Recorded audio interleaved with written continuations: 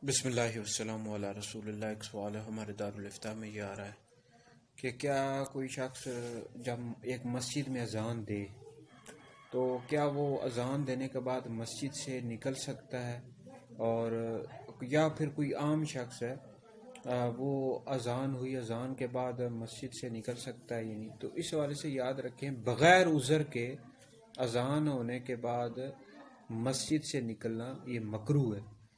अलबत्ता कोई उज़र हो, जैसे बाज़ औक़ात ये होता है कि अजान हुई तो यानी मौज़िन है उसको कोई हाजत है, किसी हाजत की वजह से बाहर निकला और वापस आने का इरादा है तो फिर निकल सकता है। या फिर कोई मौज़िन के अलावा कोई और शख्स है और वो किसी दूसरी मस्जिद का इमाम है या मौज़िन है तो भी जा सकता है।